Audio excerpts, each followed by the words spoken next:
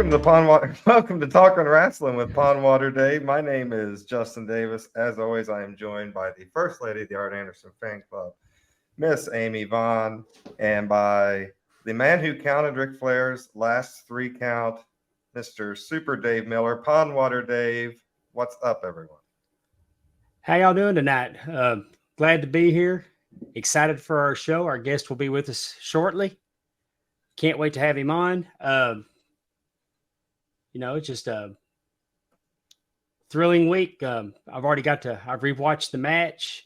Was more anxious watching it than I was refereeing it. So it's funny how a year later and the just all the emotion that was packed into it, and just so many cool.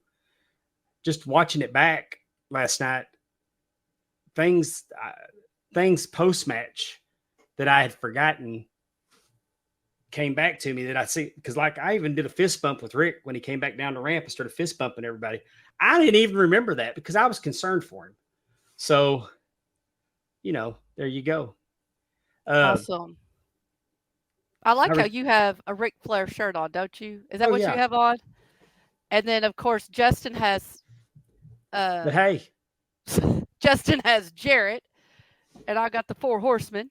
And joining us now, Justin. Yes. Tell everybody who's with us. We have a very special guest with us today, of course. The man. Sorry, I'm getting nervous now. I can't. Hey, I'm Conrad Thompson, everybody. Conrad Thompson. Thanks for having me today. Yeah. What's going on, Conrad? Man, I'm excited to be here with you guys. Thanks for having me on. Thanks for coming. I gave this tremendous introduction, and I couldn't find it all of a sudden. He botched it.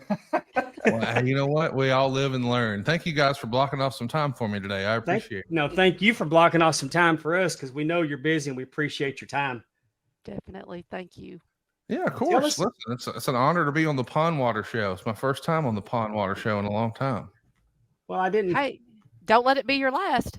No, right? Yeah. Hey, listen, just start sending me a link, and you never know. I might stagger in every now and again. Oh, don't think I won't every week. Well, I'm for it. I'd be glad to. Before we go revisit the match, let's talk about your latest honor. You are now a Hall of Famer.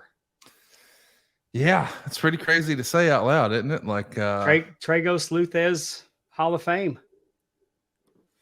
Yeah, I didn't expect it. Don't know what to say. I'm humbled and grateful, and I don't feel worthy, but I won the Gordon Soley Award, which I'm the 3rd recipient of, Gordon Soley being number 1, Jim Ross being number 2, and I'm the 3rd recipient, and couldn't be more honored, and want to do what I can to try to help the Hall of Fame there in Waterloo, be it the Dan Gable Museum or the TNT Hall of Fame, continue to grow.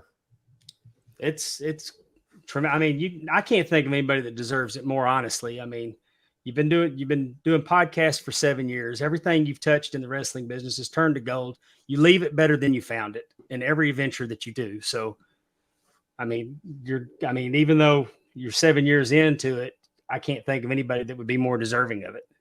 Well, I don't know about that. I appreciate you saying that. I do appreciate what you said about leaving it better than I found it. That is something I've tried to do in every aspect of my life. I want to, as the doctors would say, do no harm. At the same time, I'm trying to add value to everyone's life, and hopefully we're doing that. If I can add value in enough other people's life, boy, my life will be pretty awesome. And boy, that's working out right now. So it was a great honor to be there with all those.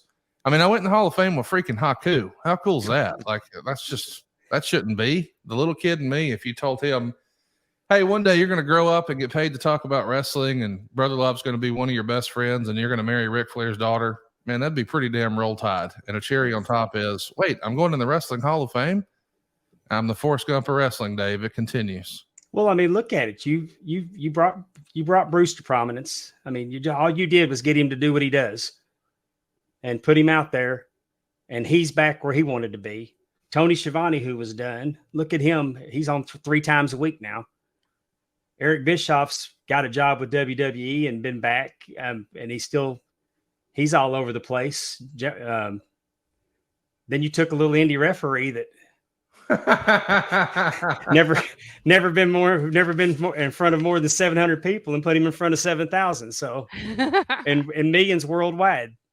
Well, I wanted to text you the other day, and I got busy and forgot. Happy anniversary, Sugar! Congratulations. I don't know who was more excited about that event when it was all said and done, me, you, or Rick. Oh, it was. I'm still excited about it. It just for listening to Cassio and Jeff go over it the other day. I literally teared up and cried twice on the way to work. Wow. Just because the magnitude of the whole event. I mean, Ric Flair aside, I mean, when you called me and you asked me, hey, Dave, trying to put it all together, would you like the Rock and Roll Express versus the Horsemen, or would you like the Von Erichs and Briscoes? Yeah. And without missing a beat, at first I told you that's a Sophie's choice, but I immediately said, give me the Briscoes. Yes. Because Briscoes are arguably one of the top 3 teams in the world. All time. Exactly. And now, wait, Dave, you be honest. He said Von Erich, and you just went blank, and that's why you wanted them. No, I said Briscoes. Really? Oh, I would have thought as soon as he said Von Erich, I know it. Like, I would. And it's not a slight to the Von Erichs, but the Briscoes, like I said, they're one of the top 3 teams in the world. Yeah. And Conrad, I really, the first time I ever got to really see them in action was sitting with Conrad at his house watching NWA. I believe it was Crockett Cup, and we saw the Briscoes in the main event. And I didn't realize just how good they were. And then I got to watch them WrestleMania weekend with Conrad and Mr. Regal. Oh, yeah, that was unbelievable, wasn't it? What a match that was. Oh, man. So getting to work with them, but it kind of hit me because one of them's gone now. Mm-hmm. Yeah. And that's just such a shame. But yeah, it is a shame, but it was a fun spot to put you in because as we're sort of laying out the card and have all the matches worked out, we're trying to do referee assignments, and I know who we've got. I thought, okay, I need to take care of 2 folks here. I need to take care of my buddy who works on the research, Mr. Derek Sabato. He grew up in the Northeast Indies, CZW and cats like that. So, hey, let's give him next crazy 4-way. It's going to have Nick Wayne and Takeshita and all that other talent, Alan Angels. I mean, my goodness, Gresham too, like just a who's who in a 4-way. And then it's like, okay, now I got a couple of old school throwback style names and acts. And I know my buddy, every chance he gets, he'll just start spitting out. He like chokes and goes, Kerry Von Erich. I mean, it comes out of him. He don't even mean for it to.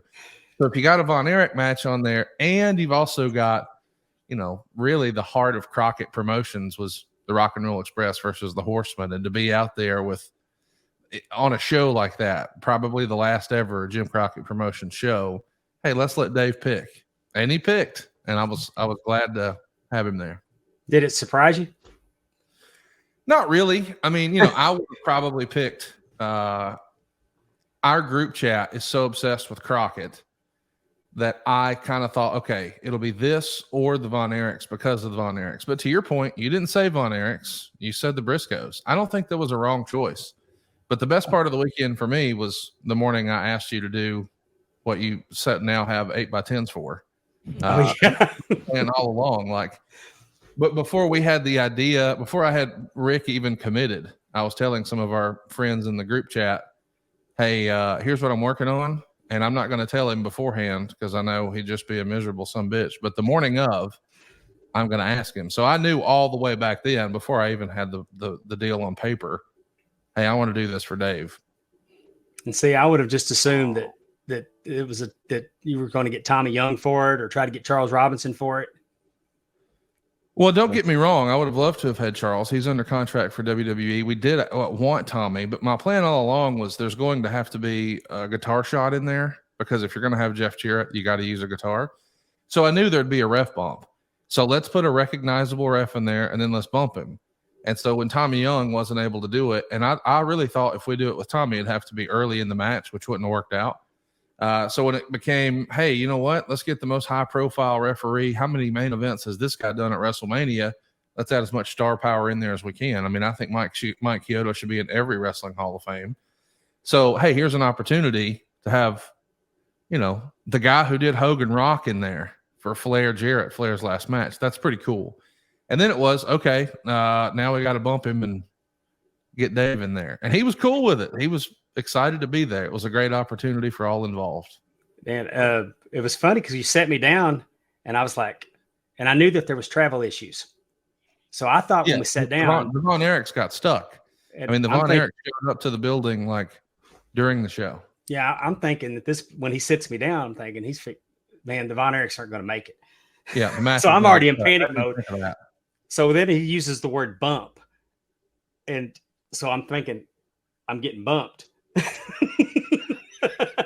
And then it hit me when he said bumping Kyoto. Yes. And you're going to ride and slide in and make the 3. And I was just kind of like, and it was like, okay. And it was just kind of awkward for a second because I didn't know what to say, and I appreciated it. But I also was in that position that if it just said, if you get emotional, and if you just say one word, you're going to cry. So finally Conrad leaves, and I go, and my wife sees me and she goes, "What's wrong?" And I'm like, and I'm just shaking my head. And then she says, and I said, "It's not bad. It's not bad. Leave me alone. Leave me alone." And then Mike Hoop walks up and with his wife, and I said, I just had to excuse myself. And I went in the bathroom, and I had to pull myself together. It was really emotional because I felt like, I mean, it's a huge deal. And for my friend to do that for me, and that he thinks enough of me to do something for me like that, it really got to me. And I mean, it just seemed like telling him thank you for the rest of my life is not going to be enough for what he did, because he put somebody on a stage that they'd never been on. And then, I mean, just, you think that would have been enough. And then you walk into gorilla position, and there's Michael Hayes, and there's The Undertaker, and there's Hurricane, and, by the way, Road Dogg's in my ear, and there's Scott Armstrong and Dr. Tom. And, oh, look, there's Mick Foley and Bret Hart. And then you realize, oh my God, The Undertaker, Foley, Hart, Bully Ray, Diamond Dallas Page, there's Kid Rock. But how many people can say that they sat Dominic Mysterio? I mean, it was a who's who. How many people can say that they were in the ring while The Undertaker was in the crowd watching like a fan? Sitting next to Kid Rock. Yeah, he don't do that. Yeah. So it's really cool. It's really cool how special of a moment it turned out to be too. I went back and watched it today, and just where it starts out, watching Conrad throw the knucks in, which was absolutely fantastic little part to go in on the finish. And then someone's going to run out, and the way Tony calls it, it's Dave, it's Super Dave, and it was just such a cool, fun moment. It's just so fun to go back and watch, and it's really cool that you put that together, Conrad. It was my honor. I know he would do it for me. All that matters in life, really, this is that corny cliche we've all heard. People will forget what you said and what you did, but they'll never forget how you made them feel. And I knew, hey, here's an opportunity to make my friend Dave Miller feel like $1 million for a long, long time. And it cost me nothing. Like, this isn't an inconvenience. It's not going to hurt me. Why would I not do this? I couldn't come up with a single reason not to do it. And everybody I told the idea to, they were like, "Are you really doing that? Oh my God. When are you going to tell him?" I go, "Well, not before. The little fucker won't sleep for a week." So not. Yeah. There you go. Great right backstage, picture. right after. Well, and if I may, just real quick, with Ric Flair's last match, there was so much other things going on. You had StarCast, you had the roast of Ric Flair. I mean, it was a absolute who's who for the whole weekend. And so, if I may, how did all of this come about? I think that's probably the biggest question is, was it Ric Flair's last match? Like, that idea came up first, or was it that you wanted to produce another StarCast? How did that all get started and get that ball rolling? Well, StarCast actually existed before AEW, and I was really excited about AEW, obviously, and they wanted me to run a convention for their first show, which was the very first pay-per-view, Double or Nothing. So I was excited to do it, and we kept it going for the next 2 AEW pay-per-views when they came back to Chicago for All Out, and then when they went to Baltimore for Full Gear. And then the pandemic happened. And through the pandemic, they decided, hey, we'll start doing our own fan fests and do social distancing and all that. And I just really didn't think I could do a StarCast during the pandemic. So I thought, we'll just wait. So we didn't do anything at all in 2020 and 2021. And I wanted to come back with a big idea. And I was faced with a proposal that we needed to do an event to gross X number of dollars. Well, 7 figures. They wanted to gross $1 million. And I had to put my thinking cap on. Okay, I definitely wanted to do another StarCast. Where could I do it? What would the idea be? And what I've always done is position StarCast not as a standalone event, but a piggyback event from where I think there might be fans flying in from all over the country. That was certainly the case with the first All In. And certainly the first AEW pay-per-view, Double or Nothing. I mean, the fly-in for those shows was crazy. So I took a look and I thought, hey, SummerSlam could be it because they're going to run a stadium show in Nashville. Nashville's a hot market and it's a fun town, kind of like New Orleans. You can walk around and have a bunch of different, booze and food and blah, blah, blah. So it's like, okay, let's look at Nashville. And the original idea was, hey, maybe I can fill this up with some other live events. So we invited Ring of Honor to do a show there. That didn't work out. We did get New Japan, and we got Black Label Pro and certainly Game Changer Wrestling. And I wanted to run, I had an idea during the pandemic that we could do a fundraiser where every promotion was represented, sort of like a Brian Pillman memorial show. Mm-hmm. And everybody would donate all of their stuff. And it's like a telethon sort of thing to raise money for independent wrestling, just to save wrestling, sort of like Farm Aid. And so we got, through with that idea and wound up not pulling the trigger on it. But I mean, I had logos and domains and everything for it. And then I thought, man, what if I could do that? And I thought the big idea to draw a big crowd and a big gate and make it feel special. I didn't want my first foray into promoting to be quote unquote just another show. I wanted it to be special. And the first show I was kind of loosely involved with was All In. I only say loosely involved because, that Battle Royal, a lot of those folks, were on the StarCast P&L in exchange for getting the soft goods to the ring. Mm-hmm. So that's how we were able to do that whole, we'll cut up the canvas and then you get this when you pre-order, blah, blah, blah. So I thought, man, I got to do something that I don't think anything will ever compete with the feeling of All In, but how close can we get? And I thought, hey, Rick, every 3 months or so, we'll call and say, hey, what do you think about? And he's low-key pitching me on the idea of one more match. Mm-hmm. So I called Rick and I said, hey, man, what do you think about one last? Yep. He cut me off. What are we doing? Who are we doing it with? When is it? And we started talking about hypotheticals. And then I saw him WrestleMania weekend and I was, visiting with him just to sort of run through it and talk about it one more time. And that's when that video came out of him in a collar and elbow tie-up with Ricky Morton came out. And people started speculating. And then the videos he started to post of him training with Jay Lethal, people started talking. And then, ta-da, here's the story of a man named Richard, how Jeff Jarrett tried to kill him in a parking lot. And, we had fun, man. It was, I know it wasn't for everybody. And I know that online, people who watched online, people who didn't watch and saw memes on social had a certain opinion about it. But if you were in that building, you had a different experience. And Terry Funk once told Dave Meltzer, you wrestle matches for the house in the crowd. I mean, the crowd in the house. And the people in that building that night, all I've seen is universal praise. So it's one thing to watch it on TV and on demand. And some of it holds up, some of it doesn't. But if you were in the building, it wasn't about that. It was the way it made you feel. And it was fun for me. And I think fun for everybody in attendance. Cool. Let me ask you, were you, Rick was talking about it. Did you know that eventually he was going to do it, and you kind of stepped in to make sure that at least when he did it, it would be quality? Well, what I thought showing was up on some indie show and somebody that'll hurt him. No, I wasn't worried about that. I mean, he had big money offers that were guarantees in other countries, handsome sums.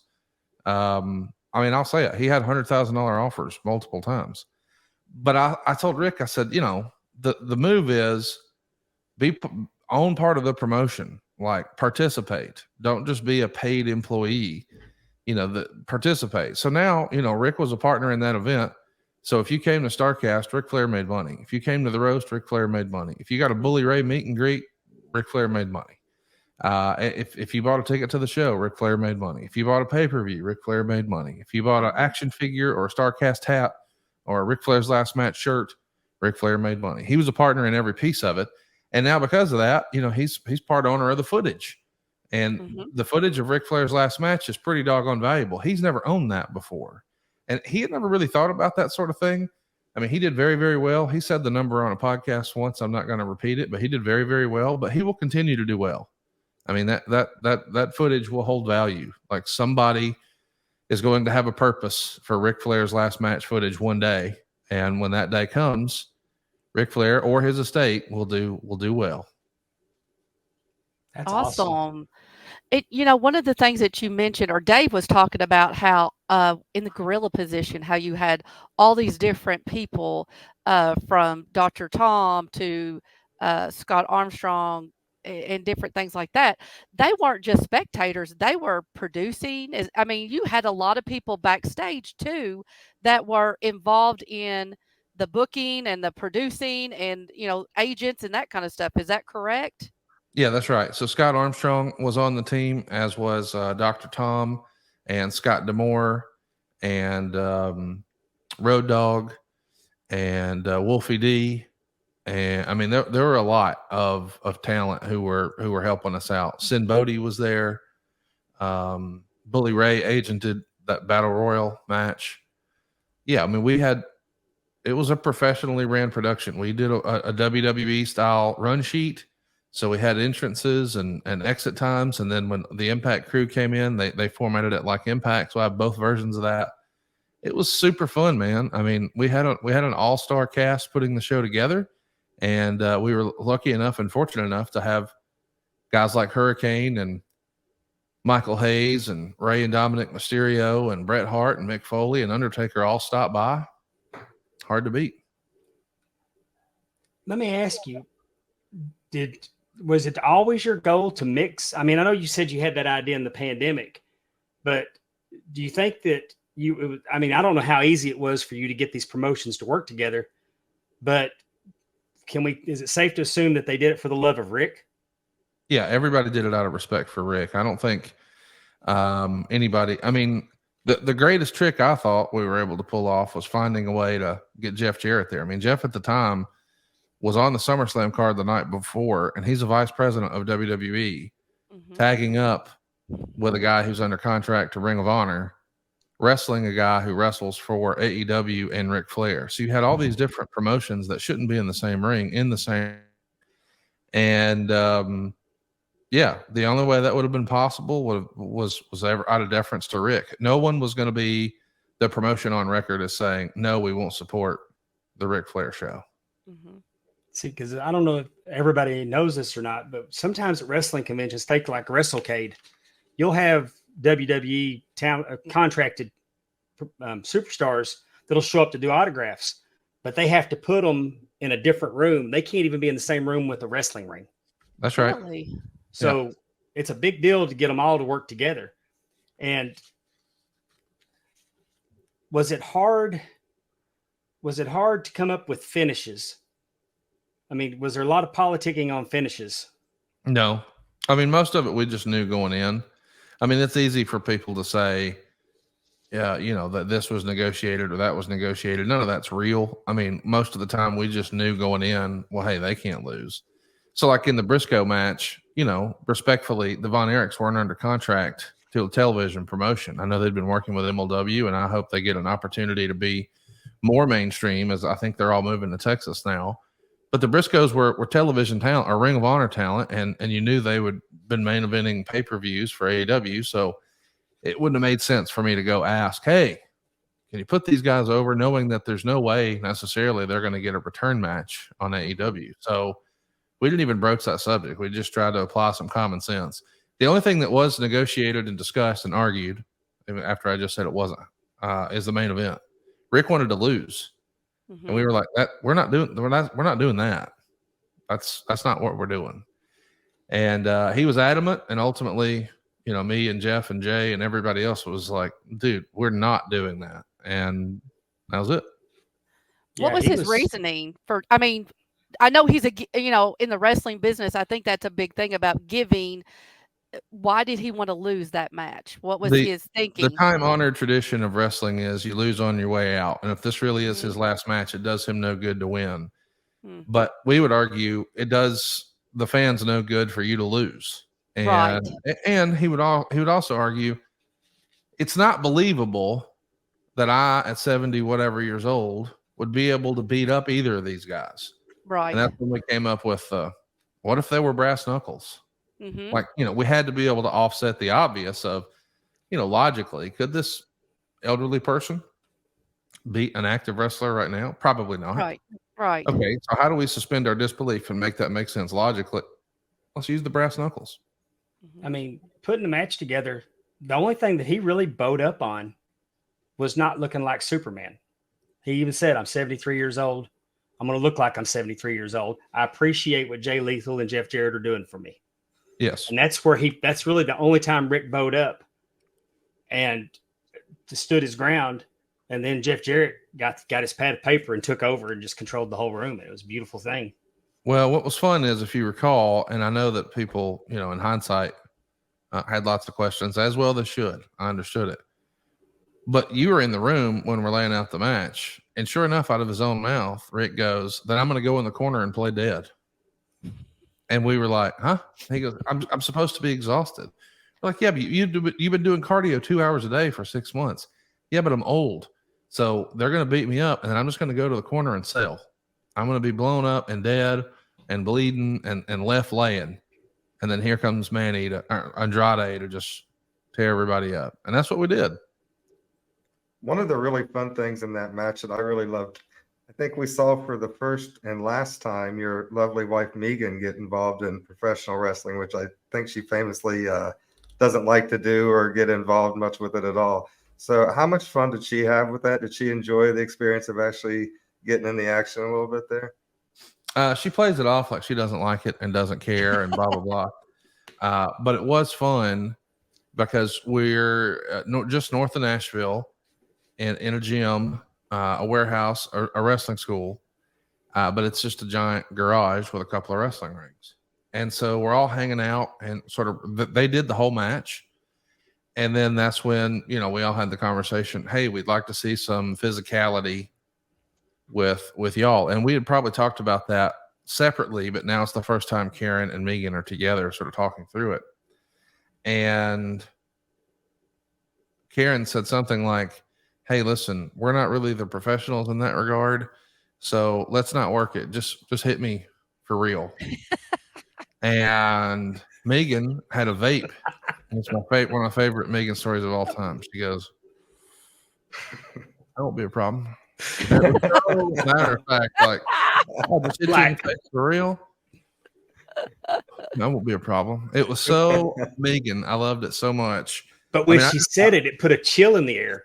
Like, me and Kyoto looked at each other like, Right. because I mean, the temperature went down in the room, like she really wanted to beat the shit out of her. Yeah. Maybe she felt a certain way about her dad getting stabbed in the head. The scariest member of the Flair family isn't David, Ashley, or Rick. It's Megan.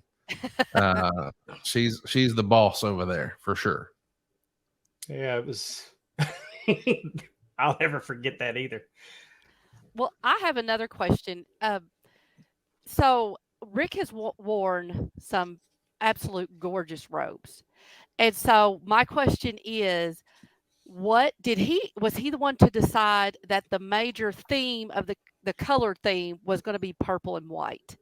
Was that his decision, or what was behind that and not a different color? That was my idea. I just thought, hey, let's try to figure out, what his, because, he had replica robes made over the years. So he had like some of his famous ones recreated. And even in the WWE, there were some that were sort of homages to what came before. Like he had multiple pink robes and that sort of thing. And so I thought, hey, let's try to do an homage to one that he never had recreated. He never had a replica robe made of, meaning it wasn't ring worn. It was just for appearances or whatever. Mm-hmm. And let's try to see, like, how old we can get and iconic we can get. And those early not WrestleManias, but Starcades were this. And there's so many iconic moments, and it was never redone. And it was sort of old school in that, although it wasn't Olivia, it wasn't exactly didn't have the most sequence, didn't have the most flash. It too was more old school, and it was one of the first robes that he wore. And I think he said that this was the first one that Olivia made, but I've done research that says maybe that's not exactly true. But still, it was one of his first ones. And I thought, hey man, it would be a cool look if we could make that ring, purple and white. And so we did that. And I ran it past him, of course. I'm colorblind. I don't know that everybody knows that, but I just knew, hey, this is actually the third. He had 2 robes like this before made. I guess one was stolen. He had it remade. It was slightly different. We didn't know that until we had to go recreate it. But that was the idea. As I said, hey man, what about if we made a robe like this and we went with purple? And he goes, I love that. And I go, well, do you want like white this or that, or purple everything? He said, purple everything. And then we talked briefly about, what he wanted. And then we sent a guy to his house to measure him and make sure we had it all good to go. And the gear was made, and here we are. It's a beautiful robe, definitely. And I have my little slam buddy of him, but when I think about it, I think about the white and purple. I mean, that's like a prominent thought. So that was very good. Even though you're colorblind, you did really good on that. So Well, thank you. The only time that I second guessed it is the night before when we're setting it up. Keith Mitchell was really encouraging me, don't do white robes, do black robes. White won't look good on TV. And I said, well, it's kind of what I want. And he said, you're the boss. That's what you want. That's what we'll do. And I appreciated his expertise. So just based on that, I was like, I'm an idiot for not doing that. But I had seen all the models of this, and I thought that will look cool in photos and it will make it stand out. And really, that's what I was looking for. Almost everybody uses black ropes these days, or red ropes. But to use a white rope, it's not something you see all the time. And even when you do see it on WWE, they pair it with blue. We're pairing it with purple. It'll match the robe. It'll match the front seats, like the ringside seats. So we just want to have a color and a theme and a vibe, and use those type of lights in the building and all that jazz. And I was happy with it. Yeah, it looked great. And I think that was really a very smart move, because again, when I think about it, I think about the whole, I think I got it somewhere. The Nature Boy's name written in purple and his robe and that kind of thing as part of the memory of that weekend. Cause I was there too. I think everybody was there. And like you said, it was just an unbelievable time. And like I said, purple is my favorite color. So it was just, so I really, really liked it. So I just wanted to know the thought behind it.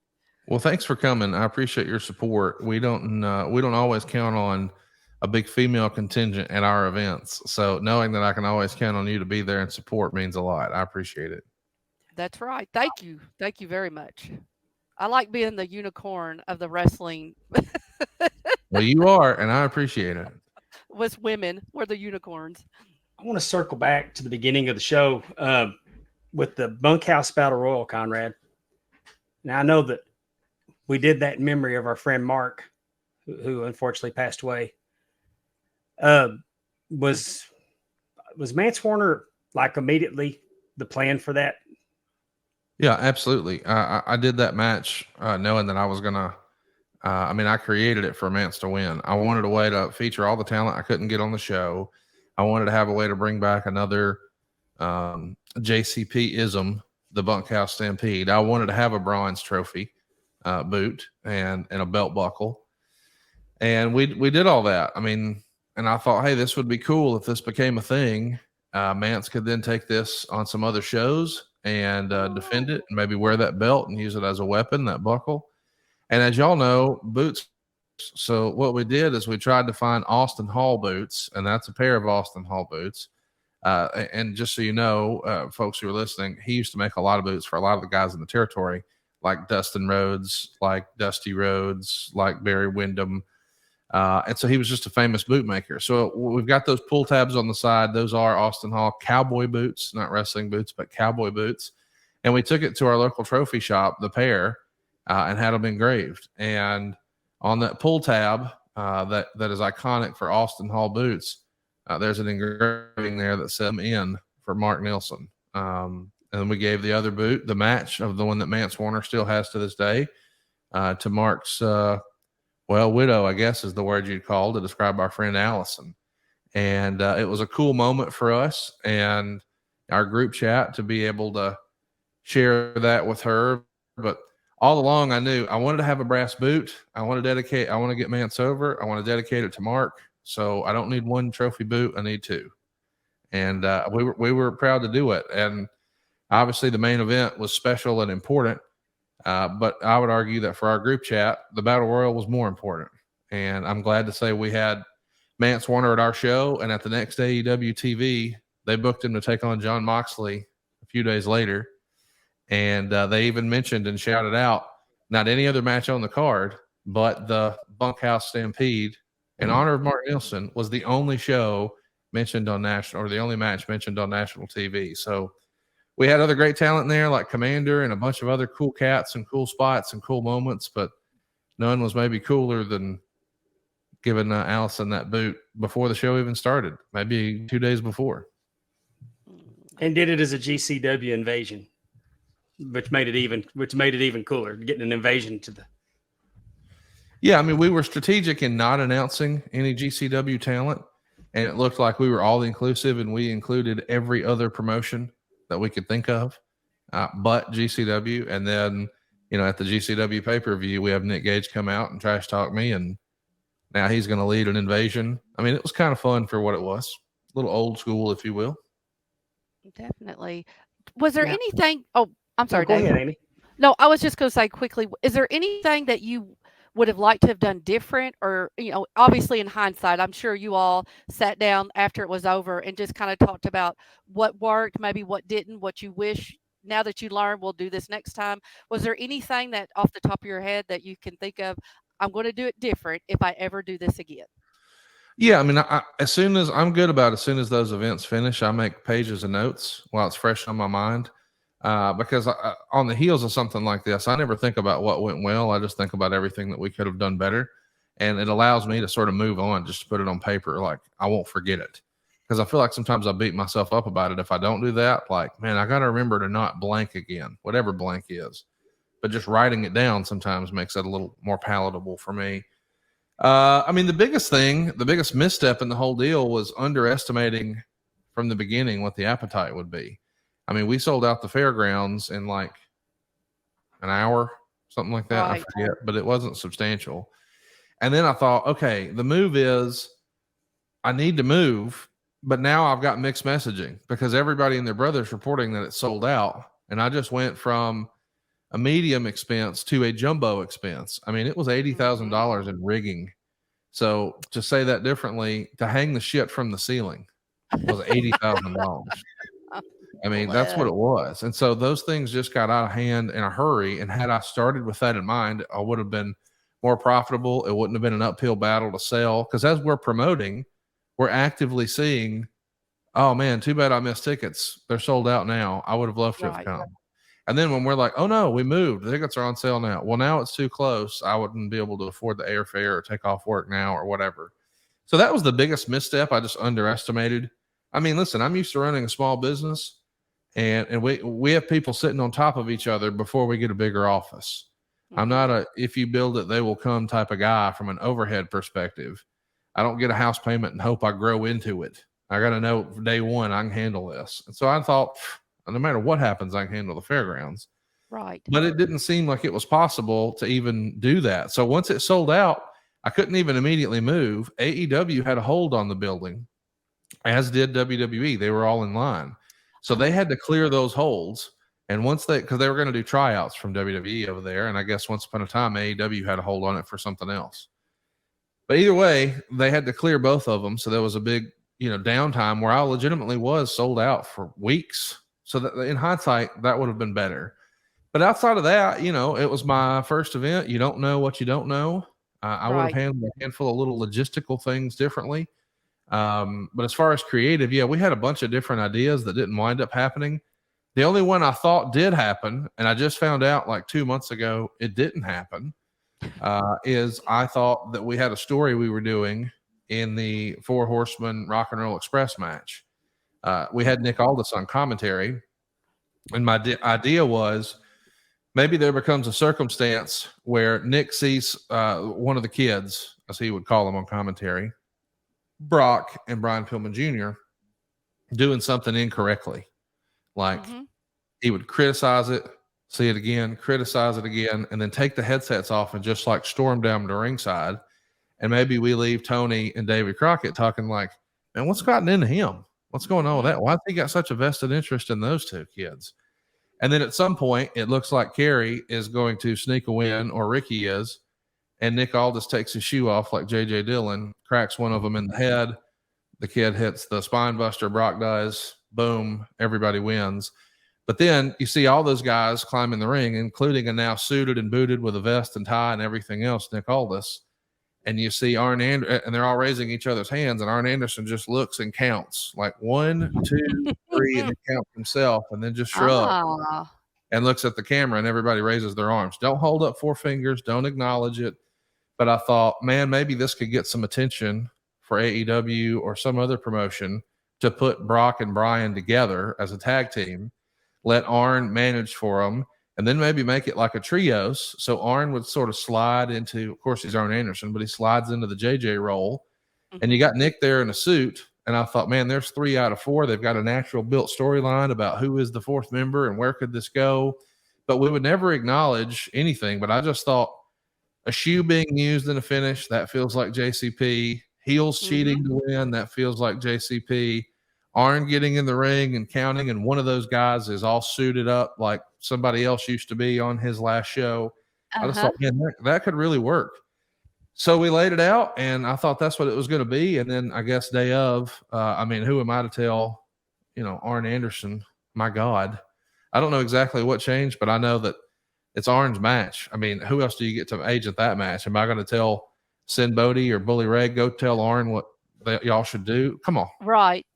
So Arn, I guess, went with a different creative. I didn't get to see it until a couple of months ago because I just didn't sit down and watch the show again. And then I was like, wait, where was Nick? And it just didn't happen. But maybe that's one of the cool what ifs. But that's the only thing we had that I thought happened that didn't happen. Everything else was, in hindsight, I probably shouldn't have put as much emphasis on being a 3-hour show. I probably should have let some of the undercard matches go longer. In fairness, I didn't think Flair's thing would last as long as it did. I'm not upset by it. I'm just saying they went longer than we thought. And everybody, in trying to be deferential to Rick, went short. But, 3 minutes more here, 5 minutes more there on some of the matches would have been more ideal. We were just trying to be respectful of everyone's time. I mean, I think a lot of complaints online are out there about, oh, this was a 4.5-hour show. Oh, all that. So it's like, okay, we'll be 3 hours. And we were, but I wish some of those other matches had a little more time. Well, we had listeners send questions in, so let's try to get a few of them in because Conrad's time is short with us tonight. Who do we got? Russell Haddix wanted to know, Conrad, how did Conrad decide it was time to put on an actual wrestling show opposed to just another convention? Will he be putting on another show in the future? It was revenue. We had a goal of we needed to do $1 million event. And I knew that if I could combine StarCast bracelet income with the meet and greet side and the pay-per-view and the roast, and then the big tentpole event being a separately ticketed wrestling show, I thought we could get there. And we did. So I think it's the second highest gross of any independent ever. I mean, I think it's All In and then this. So to be loosely associated with that and then I guess organize the second, that's a cool feather in my cap. And yeah, listen, I'd love to sit here and say I'm going to promote again. I do have a bunch of different ideas. I don't have a whole bunch of time. So I don't know that will happen, but never say never, I suppose. But it would be hard to follow it up. Like, no disrespect, but it's really hard to come up with, because I know people immediately said, oh, he's just going to start doing retirement matches. He's going to do this guy's last match, that guy's last match. Well, that was part of the reasoning with the name, but part of the reasoning with the name, the biggest part was from a branding perspective. I didn't want to call it Last Tango in Nashville, and people have no idea what that even means. Right. Say what it is. It's Ric Flair's last match. So if you went on Google and you typed in Ric Flair's last match, I knew what you would see first, and it'd be me, and I could sell you something. So that's the reason we called it that. But respectfully, And I mean that. What do I come back with now? The Bubba Ray Dudley's last match. I mean, that's cool. I love Bully, but like, I don't think even he would say that's not really comparable. You can't really do that. And I don't mean that ugly at all. I'm just saying, even if it was a great talent who's on national TV every week, or like right now, like Christian Cage or Edge, as awesome as they are, literally everyone, no one else is Ric Flair. So I don't want to necessarily come back and do something that's lesser than. If Eric Bischoff's taught me anything, it's that I need to do something different than. So if I do another show, it probably won't be so-and-so's last match. Cool. Mike Bober wants to know, could the event have gone any better than it did? Was there anything that you wanted to do that you were not able to pull off? Well, so you heard about the Brock Anderson, Brian Pillman tag team. That was a thing that I wanted to have happen, but didn't. And I would have loved to have had Hammerstone. We had a bit in there for him. He wound up missing his flight. He wasn't going to be able to make it. But Hammerstone, the MLW champion, was supposed to have a cool spot in there. What Fatu wound up doing to Frank the Clown was supposed to be Hammerstone. Him hit all of his different finishes, but the travel didn't work out. And then I wanted to have some pyro for the main event. And I wanted to have Sin Bodhi wear his exploding tie to the ring, which is just firecrackers. Mm-hmm. And we didn't think to get the fire permit in time. In my head, that wasn't something you had to plan way in advance, but you have to have it like 30 or 60 or 90 days in advance. And I didn't have that. Mm-hmm. So instead, we went with confetti, and I'm glad we did. I was always going to do confetti. I just wanted pyro on the entrance. Mm-hmm. And that was it. But other than that, I don't think I would have changed much outside of just starting at the Municipal Auditorium. Right. Kyle Davis, was there one talent under a WWE contract that was close to appearing? No one was allowed. Everyone was banned. I know people will say that and say, well, Jeff Jarrett. Jeff was agreed to do this. I had agreed to do this before he went back. So that was disclosed up front. And as anybody who's ever worked with WWE or heard about working with WWE, when they hire you, they say, do you have any outstanding commitments? Because they want you to honor those. That's just the type of dude Vince is. But he wouldn't let Charlotte be part of it. I mean, No. I mean, that sounds sad. No, I mean, there were certain people who were told under no circumstance are you allowed to even go. Right. And then we saw some folks who came, but I mean, all the talent who asked to come, as I understand it, was told no.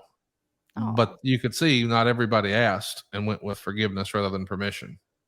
And it worked. There you go. Josh Clemens wants to know, Conrad, we know how overwhelming a StarCast on its own can be. How did you manage your first time as a card promoter with the other activities of that weekend? Poorly. That's how I managed it. Poorly. I mean, listen, I've got a great support cast. I can't get on here and take all the praise. I appreciate you guys heaping it on me today. It may have been my idea, but I didn't do it by myself.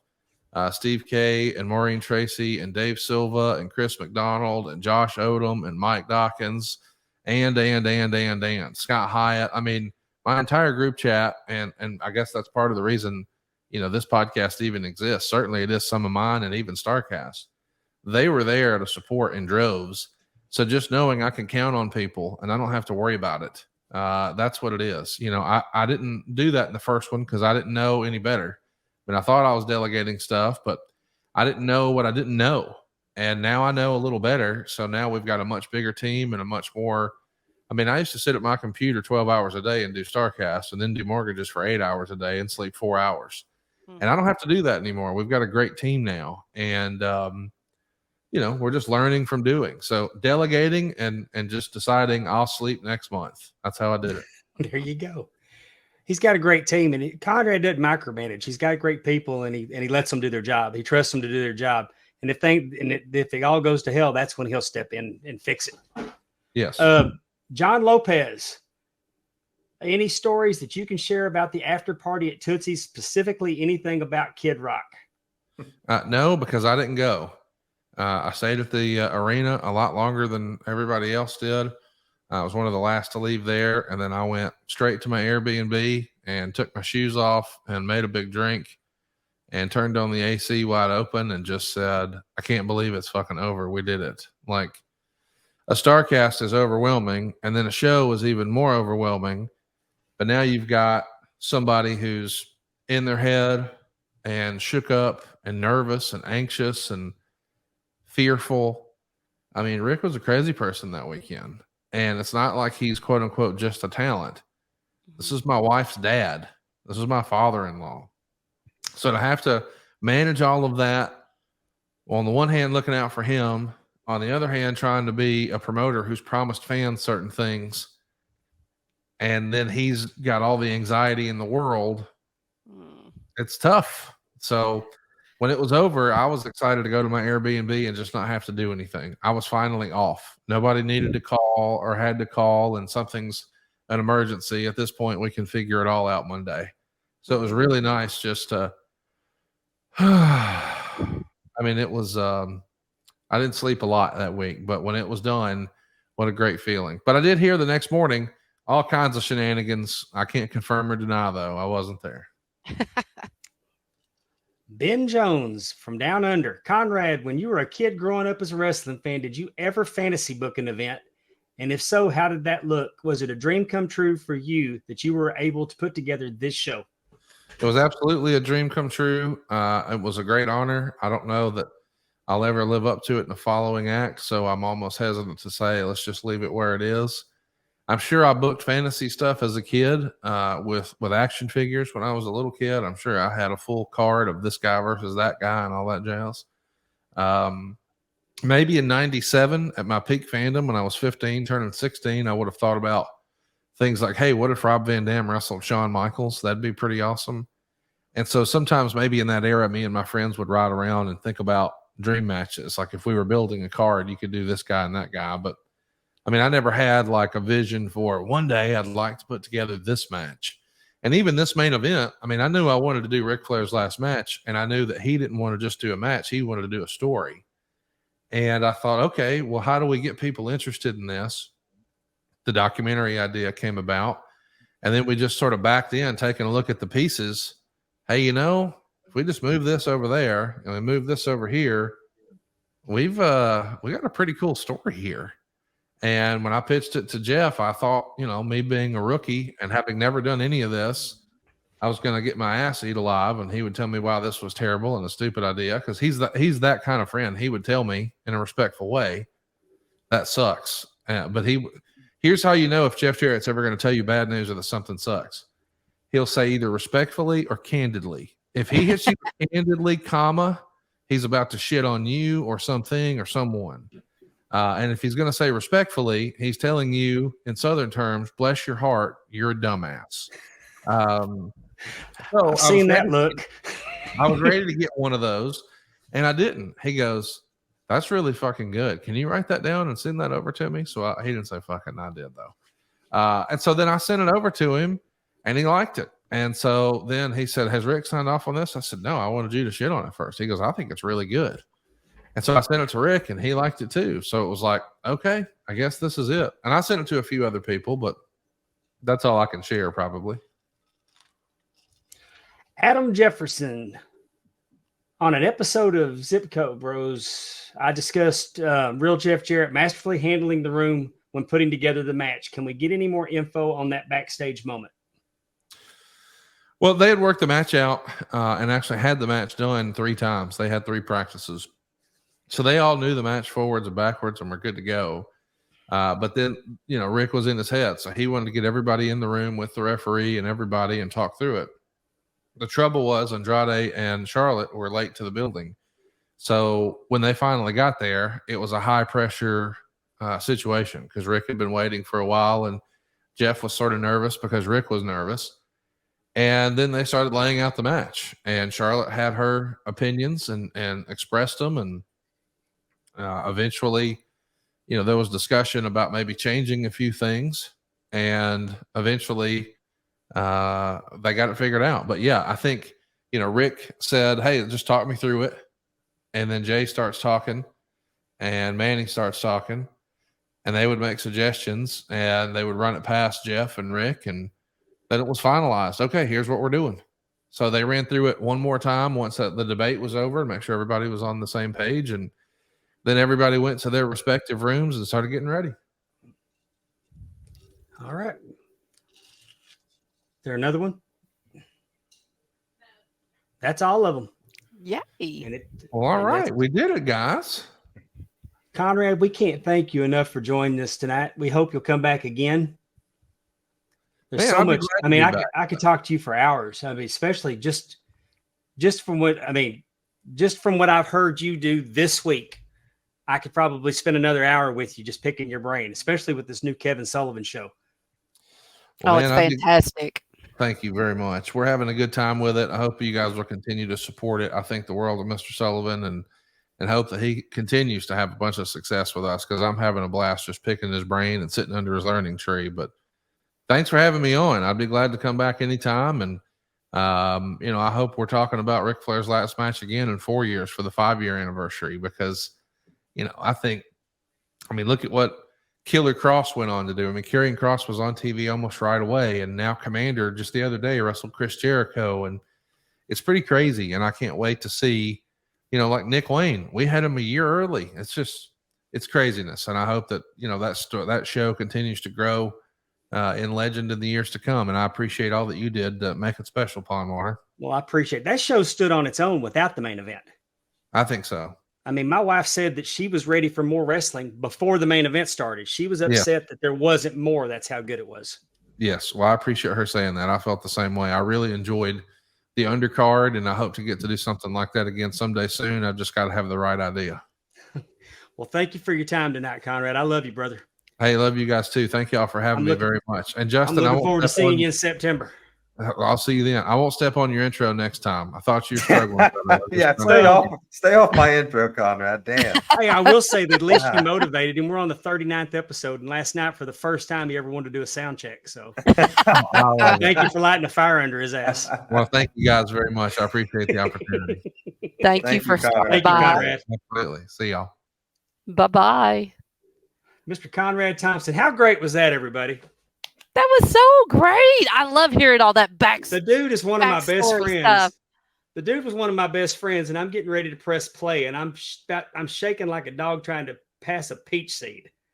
I wasn't this nervous for Ric Flair's last match, but You're so and my funny. friends were asking, and Amy and Justin said, "What are you so nervous for?" And I said, "Because we're doing a podcast with a guy that does podcasts better than anybody that does podcasts." Yeah, exactly. That could definitely be nerve-wracking. But he was exactly like he normally is. He was wonderful, and I think everybody had great questions. And again, wanting to know that backstories.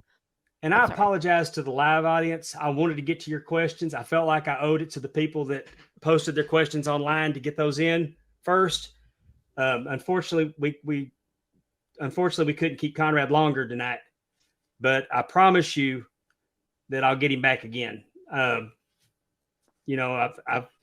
wanted him on the show for a long time, but I didn't want to just bring him in just to bring him in. I felt like the anniversary of Ric Flair's last match was a good reason to have Conrad on. And, but I mean, he's such a good person. He's good at what he does, man. And I just love him so much. And I knew him before he started podcasting. Our bond is, I mean, you look behind me, you see all these wrestling belts. We're belt collectors. The belt collecting hobby is how we know each other. Belt collectors meeting at Legends Fan Fest, which is now the Gathering, which is going on right now as we speak in Charlotte, North Carolina. Us meeting and going to that event, we started a group chat so we could coordinate meeting up. And almost 10 years later, that group chat's still going. That's our group chat. Mm-hmm. And anyway, Did he ever put in the group chat, "Hey, I was thinking about doing this podcast thing"? I mean, like, did he throw it out there to y'all and then like, what do y'all think? Or he just was called the think tank. We were his think tank. Yeah, he used to bounce ideas off of us. Mark Nelson named Starcast. Yeah, really. I named Grill and JR. Awesome. Now, I mean, it wasn't hard to come up with that. I typed it in before somebody else. I mean, so what does he call you now? If you're not think tank, what does he call you now? Well, after the show started and they needed content, so the group chat started out the first couple of episodes as the think tank, Mhm. and then we became the Sad News Bears. Yeah. Oh, So yes, that's where yes. because you can always count on our So, Scott Hyatt putting a natural disaster in the group chat, and you can count on Dave Hancock. I mean, sometimes you want to just throw the Debbie Downer gif at him because the wah wah wah wah because it was something for everybody. And yes. we've actually got a Sad News Bears graphic with emergency lights on it that now we try to drop it in when we're going to give bad news. Oh, So interesting. So everyone that was on Sad News Bear, you all are all belt collectors, or that's how you all met. most of us Is that were. what you're Then saying? we had some but I mean, some of them that weren't belt collectors that came into the group became belt collectors. Sure. That's so cool. Like you said, Rot, just Rotten Crotch. He wasn't a collector. No, originally, Rotten was Crotch he? is I know Rotten Crotch from the old belt groups. Oh, okay. well, Dave Silva, right? He wasn't Silva a belt wasn't collector. a belt collector, He was but Silva Yeah. Silva doesn't collect belts. He's got quite a memorabilia collection. sure. So That's really cool how that like you said, you all were friends way before he thought a podcast. I mean, he was a mortgage broker. You know what I mean? Right. Like that's what he did. I mean, he you dropped in all the group just chat one time and said, "Hey guys, I'm going to Atlanta. I'm going to sit in on Ric Flair'S doing a podcast for CBS. I'm going to sit in." And then he came back and said, "Hey guys, I ended up on air with Rick." And then he was like co-host. uh-huh. I mean, then it was, he was hanging out with Bruce, and then all of a sudden the idea for Bruce, and then Right. I mean, Bruce would be floating in his pool, and Conrad would come home and turn the music off and change it to John Cena's theme, just to screw with Bruce. But I mean, he started hanging out with Bruce because Bruce was working with him a little, and Right. but that's where that podcast came from. And then he's like, "What about Tony Schiavone? What about Eric?" I mean, and then it steamrolls, and then when so the group chat, it was just, that's where it all came from. Right. And you know what I think is really remarkable? And again, I think this speaks of Conrad and probably his character.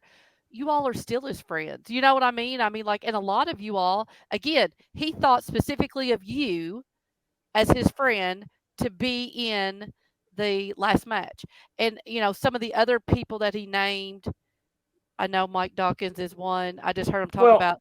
But I'm just saying that, I think that that's wonderful that, sometimes people could, maybe decide that they don't need that. Like when they I thought I was going to get to do the Bunkhouse Battle Royal.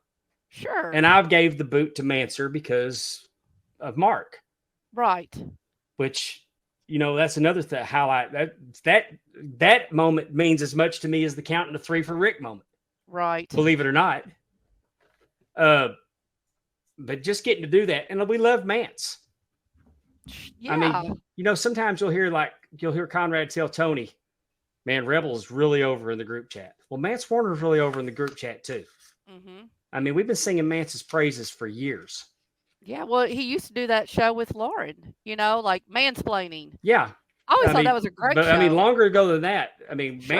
Mance was on Conrad's radar and Scott's radar, and we love Mance. So getting to do that, and Mark would have loved that. So me just doing that part, because I'm an indie referee. I'm not a television referee. I'm just on the independent circuit. And now, but going out in front of out in front of that arena and being on, I'm not nervous in front of people. So that wasn't the issue. But I knew that I had to up my game that night because I worked with. There's a difference in being a referee, an indie referee, and being a television referee. Television's a different animal. Sure. And did they have to give you? I mean, like. Oh yeah, they gave me pointers. They gave you pointers. It's just the hard camera and trying not to get you back. It's sure. And honestly, I think I would have done much better that night if I didn't have the earpiece in. because I don't normally wear an earpiece. Right. So if I was right. going to give a referee starting out any kind of advice, seek out a promotion that does television and go to them and learn television wrestling. Because you can do television wrestling, you can do arena wrestling. Right. And like I said, there was a lot of good referees on that show. I mean, a lot of them. And I enjoy working with, to me, anytime I can be on a show with better referees is great because you only get better working with better people. And who gets better than Mike Chioda? And I'd start naming off the other guys, but if I leave one out, I'd be scared to leave one out. So, I mean, Derek Sabato, see, I'm not going to do it because I'll forget one of them.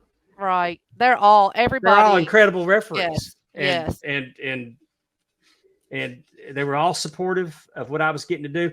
Now, I didn't even talk about, after Conrad told me, I didn't tell anybody. Nobody. My wife's the only person that knew. But I had to tell her because I was losing my shit after Conrad told me. So I didn't have her work because, I couldn't come up with anything different to tell her. Right. You had to tell somebody. Had to get it out. Yeah. I mean, so I had to tell her because I was so emotional. But like I knew Cassio knew, and Cassio knew I knew, but I wouldn't confirm it. Because I'm like, if this is a test, if I can keep a secret. Oh, look, there's a great picture of all y'all. Yeah, we all got together for the picture, and they're like, what should we do? And I said, let's all throw it. It's for Rick. Let's throw up the 4. Right. So anyway, but all day long, I like Dawkins. They all knew before me. And nobody told me, but I wouldn't confirm to them that I knew. And I didn't say anything to anybody at the building. I mean, it's probably the show had already started before the other guys figured out I was the run-in ref. Because until it was discussed in front of them, I wasn't up in anything. Right. How worried were you that you were going to fall? That's really the only thing. And when I tell you that I was like, be Charles, not Titus, be Charles, not Titus, be Charles, not Titus. That's what was going through my mind when my little ass was running down the ramp. Oh my God. I think I would. Yes, I could have. I mean, that would be a scary thought. So many things would have to be going on, but you didn't. And that's the best thing. And you slid right in there and you counted the 3. I've ran to the ring and slid in before. I wasn't worried about it. I mean, like I said, I wasn't a television. I wasn't a television referee, but I've been refereeing for a long time. I know what I'm doing. Did Stephanie have that shirt on? Like, I'm here for the ref. No, she had a Palm Water Dave t-shirt on. Oh, I was going to watch the match when they show Kid Rock. She's right behind him with a camera. Okay. She took that iconic picture that's online of Conrad shooting Jeff Jarrett the finger. I know. She was right behind Conrad. Yeah, we just saw it. I think she posted it, or right when at the very end of the show. But again, at the end of Conrad being here. I just want everybody in the chat to know tonight that I appreciate y'all being here. Appreciate your support. I really apologize. It wasn't because our producer wasn't telling us, hey, you need to start asking questions. It's just that I didn't want to cut short I'm trying to get in what we wanted to get in with Conrad. We could definitely do a part 2 with him. But I also felt the obligation that if I ask y'all online for something and y'all do it for us, then I want to honor that. And I really wanted to honor the group, the chat, the live chat as well. We just ran out of time. And for that, I apologize. Anyway, we had trivia and we skipped trivia. We skipped trivia to get right to Conrad. And in honor of Conrad, his favorite year of wrestling being 89? 89. Amy's trivia tonight is on 1989. Exactly. And not just 1989, but Saturday night main events in 1989, which I know if you're like me, the Saturday night main event was a must-see. And so I have been watching them again for the last couple of days, and I am falling back in love with them is all I'm saying. So, all right, first question. Wait a minute. I'm trying to remember how I felt about Saturday night's main event in 1989 because it preempted Saturday Night Live. Right. Was Tully and 89 Arn a on good this? year for? Were Tully Yes, and they Arn on this show? were. They were. They were on there. Yeah, Yeah, yeah. they were on. They were on Then, there then twice. this one They didn't. were Then on this the, one yes, didn't they were on piss there me off. twice. But most of the time, it pissed me off that they preempted Saturday Night Live Okay. because I was an NWA guy. I'm gonna say Really? Was so- 89 a good year for Saturday Night? But yeah. I say, was 89 a good year for Saturday Night Live? Saturday night's main event, I think, I don't know. Go ahead and ask your question. Sorry. I don't know. I don't know. I don't would know. not have My guessed. I feel like my ears pieces are going out. Oh, can y'all hear me? Yeah. Yeah, go Oh. ahead. You can hear me? Okay. I'm sorry. How many episodes of Saturday Night's main event did we see in 1989? 4, 5, 6, or 7? Yeah, I'm gonna say 6. I'm gonna say 4 because I thought that was Justin. high. I didn't think they were doing them that many times a year. Well, in 89, they were. They did 6 of them.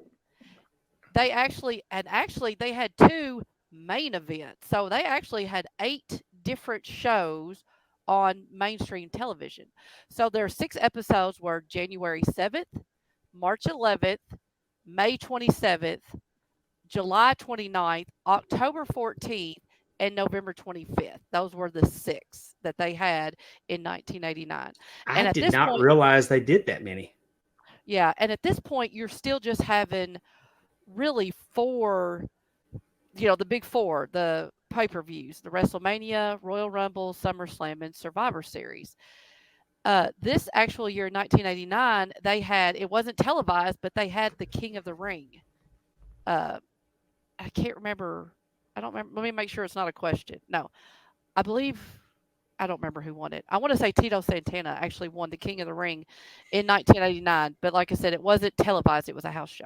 Well, So they were doing a lot. To circle back what you said about was Saturday Night Live good in 1989? Yeah. The cast was Dana Carvey, Nora Dunn, Phil Hartman, Jan Hooks, Victoria Jackson, John Lovitz, Dennis Miller, and Kevin Nealon. And the featured players were A. Whitney Brown, Al Franken, Mike Myers, and Ben Stiller. So yes. Saturday Night Live was still hitting really hard in If 1989. Phil Hartman's on the cast, then it's a good season. Heck yeah. I'm sure he was doing Caveman Lawyer. Exactly. Yes, those were definitely good. So there was all kinds of good stuff. All right. That was the debut year for Mike Myers. 1989. He was just a feature. He wasn't a not ready for a primetime player yet. Really? I did not realize he was ever a feature. So he came on full time. I didn't remember Ben Stiller being a feature on there. I feel like I did. Did he end up being a writer? Yeah, I think he was. I think at the time they were all writers and they'd write stuff to get themselves on the show. Yeah. Right. They had to come up with stuff to get themselves on the show. Got you. Because I think Mike Myers said more and more his stuff was hitting with Lauren. Right. Yeah. Well, yeah, because they would pitch, right? Yeah. Anyway, so back to Saturday night's main event. This is why we skipped trivia and got Conrad in. Exactly. As you could tell. More left turns in a NASCAR race. So Hulk Hogan main evented all 6 of the Saturday Night main event shows in 1989. Which one of the following wrestlers was not in the main event with Hulk Hogan? Was it the Genius, Bad News Brown, Rick Martel, or the Honky Tonk Man? So he was the main event for all 6 of those Saturday Night main events, but one of these wrestlers was not in the main event with him. I'm thinking, man, the chat's overwhelmingly going Rick Martel, but I'm thinking it was Bad News Brown.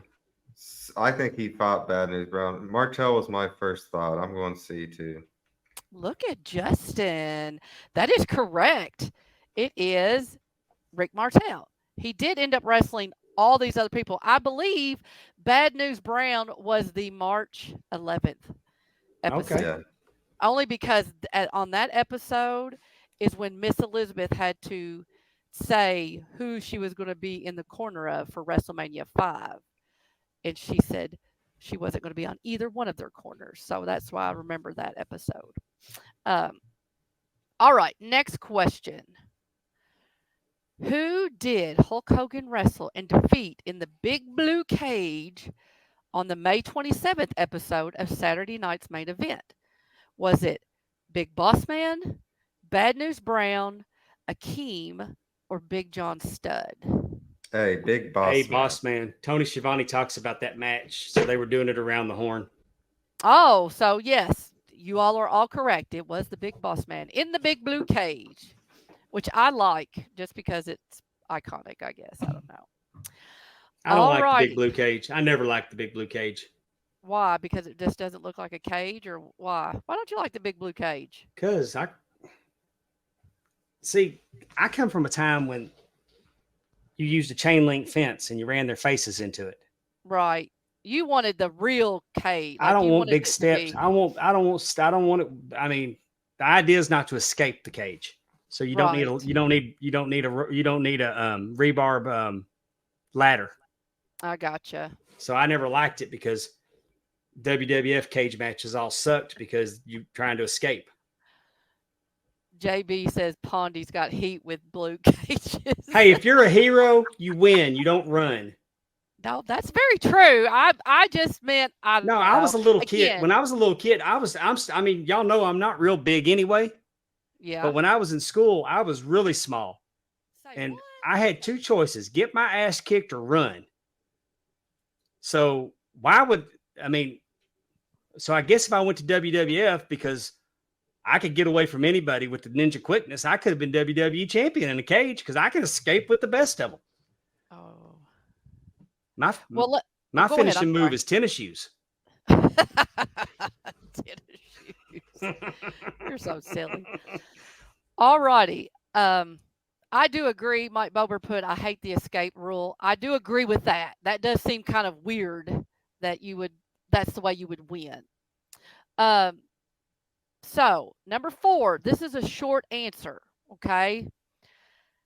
So along with Hulk Hogan being in a steel cage match, there is something else very special about this particular Saturday Night Main Event, the May 27th episode, that happened on this episode that did not happen on any other Saturday Night Main Event in 1989. Can you tell me what that was? Something Yep. happened. I have no idea. Something happened on this particular Saturday Night Main Event that did not happen on any of the other ones in 1989. I hated the short answer questions in school too. Well, I mean, Elizabeth Sorry. making her decision on who she was going to go No, with. that was March. That was March Oh, because she did that before WrestleMania. This is May 27th. Anybody in the chat have a guess? Zeus. Kerry No. Von Erich won the Intercontinental title. No, No.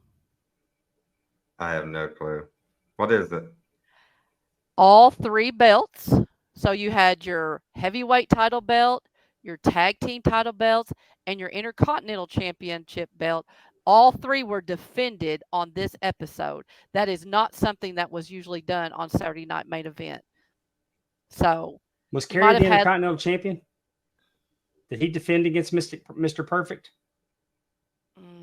I think so. I'm feeling like yes, he defeated. Did he win? I thought that was 90, not 89.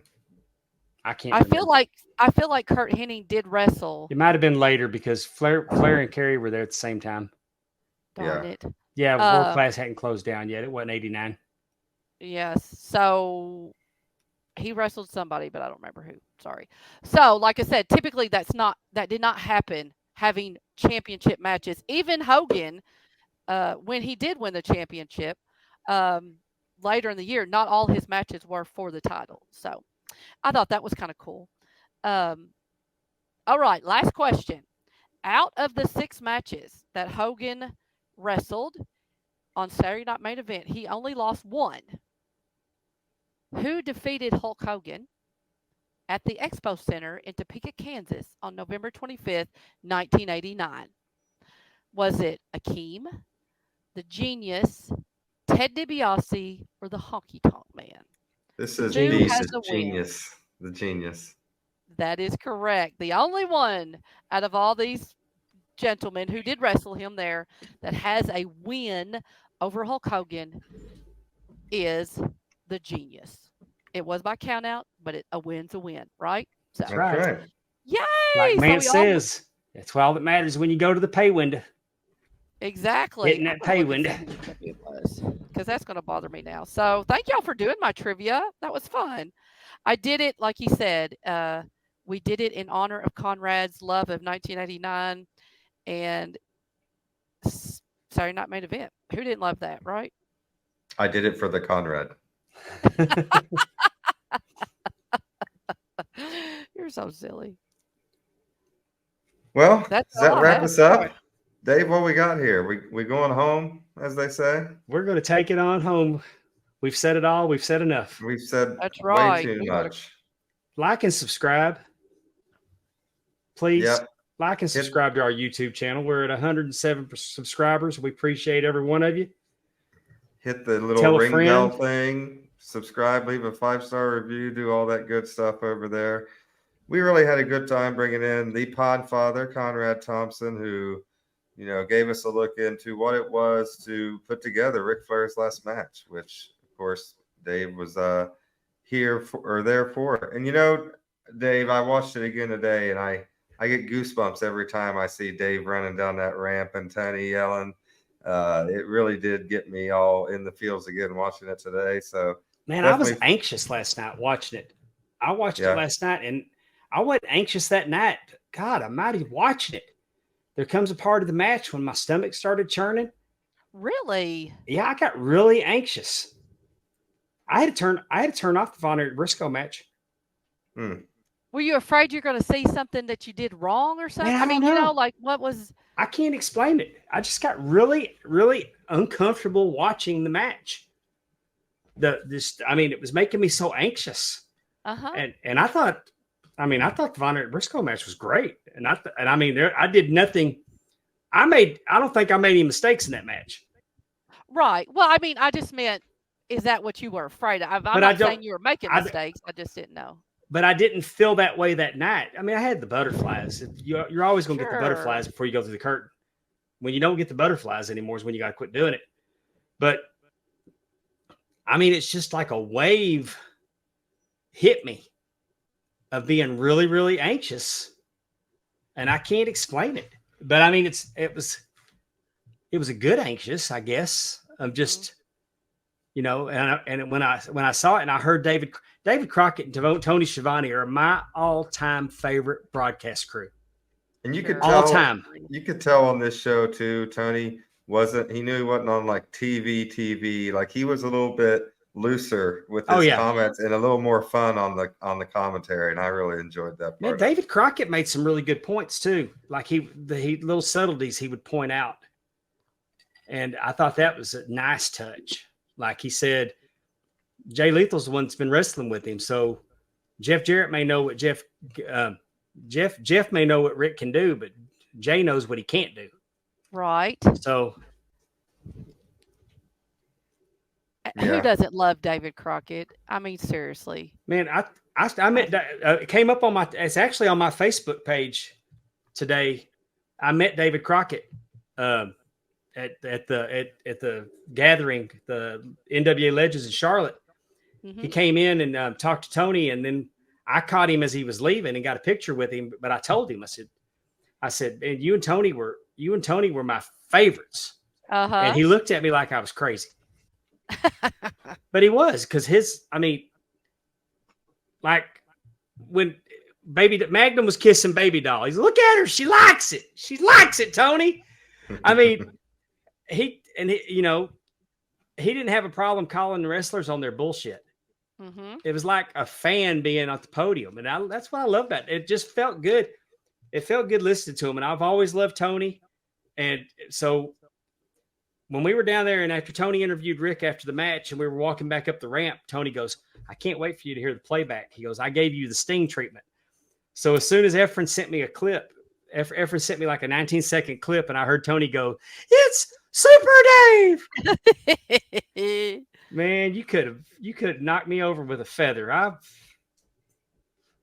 There's just so much, and I had no idea that night how great the following year was going to be. Sure. Because I'd go and it. Oh, I mean, make no bones about it. I'm just a referee. We're just referees. Kyoto tell you referees don't sell tickets. We comp them. So, but I mean, every locker room I've been in, wrestlers, referees, promoters are so happy for me that I got to have that opportunity. Wrestlers that I worked with in Texas were inboxing me or posting because they said it was one of theirs that got to do that, because we all came up at PCW. You know, Kyle Davis was one of the ones that asked a question. Kyle Davis was at PCW when I started. I mean, he was a manager, became an announcer, good friend. Great strategy when he's in a Rumble match. He just grabs the bottom rope and hugs it and won't move. But to just the support that I've gotten from so many different wrestlers, so many, and the fans, and it's just, I've had a great year. I mean, referees don't normally have promo pictures. I've had promo pictures that, you know, because people actually wanted them. I've got to sign autographs. It's pretty cool. It's a cool feeling, and I'm blown away every time somebody asks. It's just, it's been a good year, and I'll never forget what Conrad's done for me, because I'll be the first to, and I was told when I got in the wrestling business, it's not how good you are. It's the right person seeing if you're doing what they're looking for at the right time, then that's how you advance. Like Ellsworth was in the right place at the right time. Sure. And I'm not saying Ellsworth's not talented. When I say this, I'm just using it as an example. But Zach Gowen, they needed that. You know, they needed that. And I mean, look what he did for Brock, how Brock got mega heat beating up a one-legged man. Right. So, I mean, Hornswoggle, it's what they're looking for. Right. They're looking for at that time. And so, I mean, that's what I was told. So when people say, how did you get that gig? I say, well, I'd like to tell you it's because I was 17 years in the wrestling business, and I paid my dues and kept my ears open and my mouth shut. And when opportunity presented itself, no, I got it because of that man on the screen right there, because my best friend's a promoter and he wanted that for me. Right. And in wrestling, that's a good thing. Yes. But plus two, he knew you could do it. You know, I mean, he wouldn't send you out there to fail. He knew you could do it. You know? Think of the content he would have had if I did. No, I don't mean it like, I'm just saying. But he knew you could. He was going to win either way, Amy. Well, I get he's always thinking. That's probably true. You're right. He probably had another one just in case Pond Water wipes out. I'm going to share one last story, and I probably told it before, but I'm going to tell it again anyway, because I love Jeff Jarrett. We got off to a shaky start because I insulted him. But what? How'd you do that? What'd you do? Well, sometimes you have things built up in your head. You have things built. I'm holding the real gold belt there on the screen right now. If you're listening to the podcast, you got to come watch us on YouTube. See the great job that our producer Stephanie does. She's but I mean, the first time I held that belt, I almost hyperventilated. She had to tell me to breathe. It's the first time I've been starstruck by an inanimate object. But anyway, back to Jeff Jarrett. We're sitting in the green room in Chicago, and I saw Jeff Jarrett defend the NWA World Title against Tully Blanchard in 2005 in Tampa, Florida. Les Thatcher was sitting next to me. Tully wrestles a different style than the current wrestlers. Mm-hmm. And Jeff was sucking wind. I didn't ask him this question to be insulting because I know we used to mat wrestle. When we used to mat wrestle in training, I would blow up a lot quicker than I did when we were just doing spots and stuff. But the actual on the grappling will blow you up quick, especially me because I'm out of shape. My first move when we got to training was grab a trash can and pull it close to the ring so I'd have somewhere to throw up. And that's so anyway, I asked Jeff, what did Tully Blanchard do to blow you up in 2005? Well, the way I was going to ask him is, what did Tully, I wanted to talk about what was going on different that Jeff was accustomed to in TNA. What was going with an old school guy like Tully? I wanted to hear the differences. Mm-hmm. Problem was, is I'd been drinking all day. So what was going on in my head did not come out of my mouth hole in a way. So I said it, and Jeff looks at Conrad, and Conrad looks at Jeff, and they both look at me, and I knew that I had screwed up. But Jeff laughed it off, and I mean we're fine. I mean it's probably a friendship came out of it, so it But I wouldn't suggest. I know that there's probably a guitar in my future. I should have said respectively. Yeah. But anyway, when I got to the arena, I walked in and I was looking around, empty arena. And I walked up to the ring and I turned around and look, and here comes Jeff Jarrett down the ramp. And he said, Pondwater, tonight I'm going to need you when you run out to run down and touch the ring and then run all the way back up the ramp and touch the podium and then run all the way back down, touch the ring again. I'm going to need you to do that 3 times before you slide in because I need you good and blown up when you start counting. And I laughed and I told him 3 times. Like it would take 3 times. Oh. Well, we do want to say we want to thank all of those guys in the chat that joined us tonight. Terry Weaver, Allison Faye, JB, Mike Bober, all those people. I saw Coach Rosie in there, all kinds of people in there with us tonight. Thank you so much. We got for Matt joining Presley. us. He says he's Matt new. Presley loved that first time. Yes. Yeah. Well, we like our first timers. Thank you for joining That's us. right. Only take Absolutely. how many times does it take? How many times you got to do something before it becomes a habit? 3. There you go. See you next week. All right. Well, for the First Lady of the Arn Anderson Fan Club, Miss Amy Vaughn, for Teppy Miller, our producer, for Pondwater Dave Miller, and my name is Justin Davis saying take care of yourself and each other. So long, everyone. Bye.